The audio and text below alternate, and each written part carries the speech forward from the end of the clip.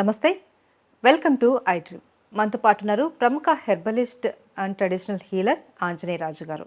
ఈరోజు వారితో మాట్లాడి చాలామంది అజీర్తి అనగానే సోంపుని వాడుతూ ఉంటారు. అయితే సోంపు చాలా రకాలుగా ఉపయోగపడుతుంది. ఆ ఉపయోగాలు ఏంటి, దాన్ని ఎలా వాడుకుంటే ఫలితాలు ఉంటాయి, దీని గురించి ఆయన అడిగి తెలుసుకుందాం. నమస్తే సార్. నమస్కారం అమ్మా. సార్, సోంపు అనగానే చాలామందికి తెలిసింది అజీర్తికి సోంపు వాడతారు అనేసి. కానీ ఇదే కాదు, ఇంకా చాలా రకాల ఉపయోగాలు ఉన్నాయనేసి అంటూ ఉంటారు కదా. ఏంటి ఆ ఉపయోగాలు ఏంటి సార్? అంటే సోంపు అండినోడికి పిల్లలకి చాలా ఇష్టం అమ్మా. ఏదైనా మనం హోటల్కి వెళ్ళినా, హోటల్కి తీసుకొచ్చినా రిటర్న్లో వాళ్ళు ఇస్తారు కదా, అది పిల్లలు నాప్కిన్స్లో కట్టుకుని బాగా తింటూ ఉంటారు. ఆ టేస్ట్ పిల్లలకి చాలా నచ్చుతుందమ్మా. ఫస్ట్ ఏంటంటే ఇది కామన్, అందరికీ తెలుసున్న వస్తువు. కానీ ఏంటంటే అది ఏదో హోటల్ ఇస్తున్నాళ్ళే తింటున్నాం అనుకుంటారు తప్ప చాలా ఆయుర్వేదంలో దానికి చాలా ఉపయోగాలు ఉన్నాయమ్మా. అందులో మొట్టమొదటి ఏంటంటే మనం అది వాడే వస్తువుని ఎలా శుద్ధి చేయాలనేది మనం మాట్లాడుకుందామమ్మా. సోపు అనేక రకాలుగా ఉపయోగపడుతుందమ్మా. ఒక అమృతం లాంటిది, చాలా మంచిది. కానీ శుద్ధి చేసుకోకపోతే ఎంతో కొంత సైడ్ ఎఫెక్ట్ ఉంటుందమ్మా అందులో కూడా. అందుకు సోపుని ఏం చేయాలంటే వేపించుకోవాలమ్మా. వేపించుకుంటే దాంట్లో ఉన్న సైడ్ ఎఫెక్ట్లు ఏ అయితే ఉన్నాయో టాక్సిన్స్ అన్నీ బయటికి వెళ్ళిపోతాయి. సెకండ్ థింగ్ ఏంటంటే, లేదు అంటే ఒక సున్నం నీళ్ళలో నానబెట్టుకోమంటారు. ఒక 3 గంటలు నానబెట్టి తీసమ్మా ఎండబెట్టేసుకుంటే శుద్ధి అయిపోతుంది. అదేవిధంగా సోపు పైన ఏదైతే తొక్క లాంటిది ఉంటుందో అది కొంచెం అరగటానికి లేట్ అవుతుందమ్మా. మంచి ఫైబర్, అది మెత్తగా కొట్టుకోగలిగితే, కానీ నలగదు అది గమ్ముని. అందుకు ఏం చేయాలంటే, వేపించిన తర్వాత మీరు మిక్సీలో వేసి ఒక్క రౌండ్ తిప్పి తీసేసి చెరిగేస్తే ఆ పైన తొక్క అంతా ఊడిపోతుందమ్మా. ఊడిపోయి సోపు బియ్యం అంటాం మేము. దాన్ని కనుక మీరు వాడుకుంటే అప్పుడు అమృతంలాగా అది మీకు పనిచేస్తుంది. ఈ విధంగా సోపుని శుద్ధి చేసి వాడుకోవాలమ్మా అందరూ కూడా. వాడుకుంటే అది ఒక అమృతంలాగే పనిచేస్తుంది. మేము ఆయుర్వేదంలో దాన్ని బెస్ట్ క్యారియర్ కింద వాడుకుంటామమ్మా. అంటే మేము ఏంటంటే కొన్ని అర్జెంట్ మందు ఇవ్వాలి, ఈయనకి ఇమీడియట్గా పని చేయాలి అనుకున్నప్పుడు సోప్ కషాయం తోటి ఇస్తాము. ఎందుకంటే అది మినిట్స్లో మొత్తం బాడీ అంతా స్ప్రెడ్ అయిపోతుంది ఆ మెడిసిన్. సోప్ కషాయం వల్ల ఇవ్వటం. అటువంటి కొన్ని క్యారియర్స్ ఉంటాయమ్మా. నాభి అంటాం మేము, వసనాభి అంటాం, నాభి అంటాం, విషాలు అవి కూడా అంతే. మీకు గొంతుకు దిగే లోపలే బాడీ అంతా పాకిపోతుంది. ముషిని గింజని ఇలాంటివి అనమాట. అవి కఠోరమైన విషాలు. అవి చాలా జాగ్రత్తగా శుద్ధి చేసి డాక్టర్ల పర్యవేక్షణలో మట్టుకే వాడుకోవాలమ్మా. ఇది సేఫెస్ట్ క్యారియర్. అంటే మీకు ఎటువంటి సైడ్ ఎఫెక్ట్ లేకుండా అన్ని ఏజ్ గ్రూప్ వాళ్ళు, అన్ని ప్రాబ్లమ్స్ వాళ్ళు తినగలిగే క్యారియర్ సోంపం. దాన్ని సోప్ అంటాం, సోంపు అంటాం. ఇది అన్ని రకాలుగా ఉపయోగపడుతుందమ్మా ఇది. అదేవిధంగా ఇప్పుడు సమ్మర్ వెళ్ళిపోయింది అనుకోండి, మనకి యాక్చువల్గా ఆయుర్వేద శాస్త్రంలో రాసింది ఏంటంటే, సమ్మర్ వచ్చే ముందర అంటే ఏప్రిల్ నెలాఖరులో సోంపుని తీసుకుని నేను అన్నట్టుగా శుద్ధి చేసుకున్నామా. ఆ సోపు బియ్యంగా ఏవైతే వస్తాయో ఆ బియ్యాన్ని తీసుకుని వాటిని సన్నటి చూర్ణం చేసుకున్నామా.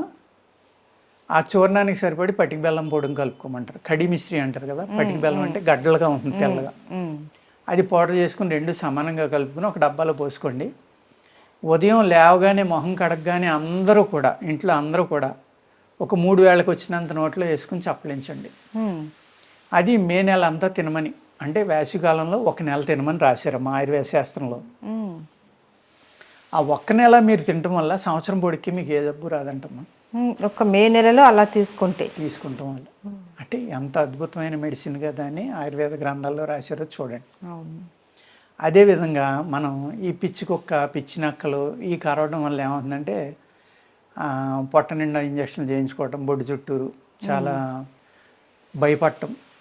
ఎంతోమంది ప్యానిక్ అయిపోతారు. కుక్క కరిసింది అన్నాడు, పిచ్చి కుక్క ఏమో అని భయపడిపోయి గబగబా హాస్పిటల్కి వెళ్ళి ఇంజక్షన్లు చేయించుకుంటారమ్మా. అలాంటి వాటికి కూడా ఇది విరుగుడుగా పనిచేస్తుందమ్మా. నేను ఏదైతే చూర్ణం చెప్పానో మీకు ఇప్పుడు, అదే చూర్ణాన్ని తేనె కలుపుకున్నమ్మా సమానంగా బాగా నూరుకోవాలి. దేంట్లో వేసి నూరుకుని అది రోజు 1 స్పూన్, ఉదయం సాయంత్రం 1 స్పూన్ తింటే 2 పూట్ల 2 స్పూన్లు ఎంటీ స్టమక్ తోటి తినాలమ్మా. ఏదైతే ఈ విష ప్రభావం ఉందో దాన్ని తగ్గిస్తుంది. అంటే విష ప్రభావం తగ్గింది కాబట్టి ఇది ఒకటి తినేసి మీరు ఇంజక్షన్ చేయించుకోవద్దు, లేకపోతే మందులు వాడుకోవద్దు అని చెప్పట్లేదమ్మా. ఏమీ లేనప్పుడు వాటి మీద ఆధారపడ్డారు. అవును. ఇవాళ మనం ఎలా చెప్పామనుకోండి, జనాలు ఏమంటారంటే, ఆడికి కరితే బాగుంది పిచ్చుకోక అప్పుడు తెలుస్తుంది అంటారు. అవును. అంటే ఈ విధంగా ఆలోచిస్తారు జనం. అవును అవును సార్. అందుకే ఏంటంటేనమ్మా ఒకప్పుడు ఈ అల్లోపతి మందులు లేనప్పుడు ఇయే మందులమ్మ. ఉమ్, ఉమ్, ఉమ్మెత్త వాడేవారు దాని మీద, ఉమ్, ఈ సోంపుని వాడేవారు.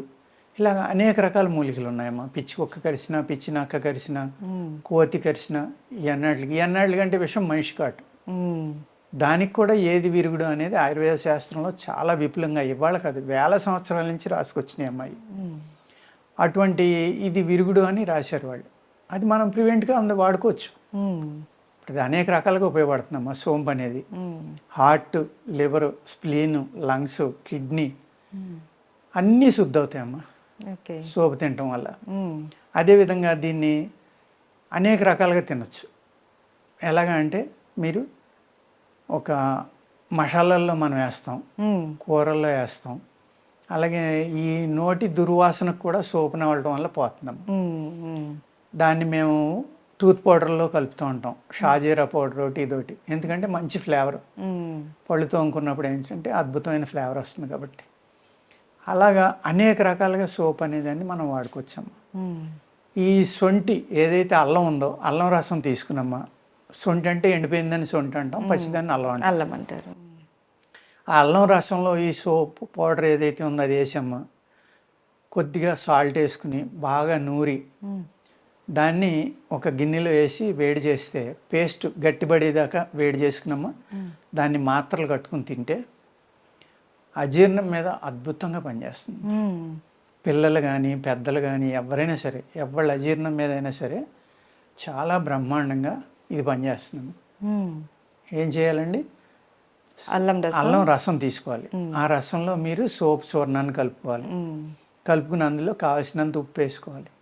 లేదు నిమ్మకాయ కూడా పిండుకోవచ్చు ఎక్స్ట్రా కావాలంటే, ఉమ్, పులుపు కూడా కావాలి మాకు అనుకుంటే. ఉమ్, ఇవన్నీ కలిపి ఒక లిక్విడ్ కింద తయారు చేసామా. ఆ లిక్విడ్ని మళ్ళీ సన్నటి సెగ మీద పొయ్యి మీద వండుకుంటే ఒక పేస్ట్ లాగా అవుతుంది. ఉమ్, ఆ పేస్ట్ని మీరు మాత్ర కట్టుకుని జాగ్రత్తగా ఆరబెట్టుకుని నీడన ఎండలో పెట్టకూడదమ్మా. ఉమ్, నీడన ఆరబెట్టుకుని పూర్తిగా ఆరిపోయాక మీరు సీసాలో పోసి ఉంచుకుంటే పిల్లలు ఆ ఫ్లేవర్ చాలా ఇష్టంగా తింటారు. ఉమ్, పెద్దవాళ్ళు కానీ పిల్లలు కానీ అజీత్ చేసిందన్న వెంటనే ఒక 2 మాత్రలో 3, 4 తిన్నారనుకోండి బ్రహ్మాండంగా ఆకలి అవుతుంది, గ్యాస్ అనేది పోతుంది. ఉమ్, అదేవిధంగా కడుపులో ఏదైతే మీకు మనం ఈ కాన్స్టిపేషన్ ఉంది కదమ్మా, మలబద్ధకం అంటాం మనం ఆయుర్వేదంలో. ఆ విధంగా ఉన్న వాళ్ళకి ఏమవుతుందంటే అది మలం పేరుకుపోవడం వల్ల పొట్టలో దాన్ని చెడు పదార్థాలు అంటామమ్మా మేము. ఆ చెడు పదార్థం ఏదైతే పేగులను పట్టుకుని ఉండిపోయిందో ఆ చెడు పదార్థాన్ని అంతా ముక్కల కింద విడదీసి మీకు మంచి మోషన్ అయ్యేలాగా, అంటే మోషన్ మందు వేసుకున్నప్పుడు ఇది కూడా తింటే ఆ ఏదైతే పేరుకుపోయిందో దాన్ని అంతా విడదీసి బయటికి పంపించేసమ్మా ఈ చెడు వాసన అనేది కూడా తీసేస్తుందమ్మా. ఉమ్, ఇన్ని రకాలైన ఉపయోగాలు సోంపులో ఉన్నాయమ్మా. అవునవును. మనం ఏమనుకుంటామంటే సోంపు అనేటివాడికి ఏదో హోటల్కి వెళ్తున్నాం తింటున్నాం, లేకపోతే మసాలాలు వేస్తున్నాం, ఉమ్, ఉమ్, లేకపోతే నోట్లో 4 పరకలు వేసుకుని నవ్వులుతున్నాం, ఈ విధంగా ఆలోచిస్తాం. కానీ ఆ సోంపు మొక్క యొక్క వేరు కూడా ఉమ్, చాలా అద్భుతంగా పనిచేస్తుంది. ఉమ్. వేరు ఎలా వాడుకోవాలి? ఆ వేరునే తేనెలో గంధం తీసి ఏదైతే సోపు మీకు గంధం తేనెలో కలుపుకుని తింటే మీకు ఈ పిచ్చికొక్క విషయం ఇలాంటి విషయాల మీద విరుగుడుగా పనిచేస్తున్నాను. అదేవిధంగా సోంపు మొక్క యొక్క వేరుని మీరు గంధం తీసుకుని తేనెలో గంధం అవ్వట్లేదంటే కొంచెం నీళ్ళు వేసుకుని తీసుకోవచ్చమ్మా. తేనెలో నీళ్లు కలిపితే కొంచెం పలచబడుతుంది కదా, అప్పుడు గంధం తీసుకుని ఆ గంధాన్ని కనుక నాకితే ఉదయం సాయంత్రం ఈ ఏదైతే విషక్రిములు కానీ విషపురుగులు కానీ ఇలాంటి కుక్కలు కానీ ఇలాంటి కసిన విష ప్రభావం ఏదైతే ఉందో చాలా వరకు సబ్సైడ్ అయిపోతుందమ్మా. ఆ విధంగా వాడుకోవచ్చు. అదేవిధంగా సోంపు చెట్టు పెరుగుతూ ఉండగా వచ్చిన ఈ లేత గుత్తులు ఉంటాయి కదమ్మా, ఆ ఫ్లవరింగ్ వచ్చినప్పుడు అవి కానీ దాని లీఫ్ కానీ మీరు పప్పు వండుకోవచ్చు. సోపు తినడం వల్ల ఏ ఏ ఉపయోగాలు ఉన్నాయో ఇవన్నీ కూడా దాంట్లో ఉపయోగపడతాయమ్మా. అదేవిధంగా దీని నుంచి ఆయిల్ కూడా తీస్తారమ్మా. ఈ ఆయిల్లో కూడా ఈ సోంపులో ఉన్న గుణాలన్నీ కూడా ఉంటాయి. అందుకు చిన్న డోసు హ్యాపీగా ఉంటుంది అనుకుంటే మీరు ఒక చెంచా పంచదారలో ఒక డ్రాప్ వేసుకుని తిన్నారనుకోండి, మీరు ఒక స్పూన్ తిన్నంత ఫలితం వచ్చేస్తుంది. ఓకే. ఆ విధంగా ఆయిల్గా కూడా దీన్ని ఉపయోగించుకోవచ్చు. అలాగా అనేక రకాల మెడిసిన్స్లో కలుపుతారు. ఇది ఫ్లేవర్ కోసం కలుపుతాం. మంచి యాంటీ ఆక్సిడెంట్ అమ్మా ఇది. ఆ విధంగా కూడా ఉపయోగపడుతుంది. అందుకనే సోంపు గురించి ఆయుర్వేద శాస్త్రంలో చాలా విపులంగా అనేక రకాల ఉపయోగాలు ఫార్ములాలు ఉన్నాయమ్మా.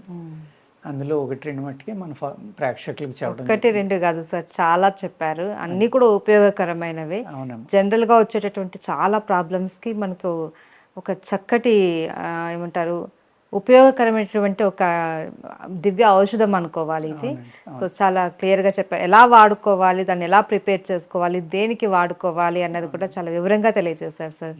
Thank you so much. నమస్కారం అమ్మా.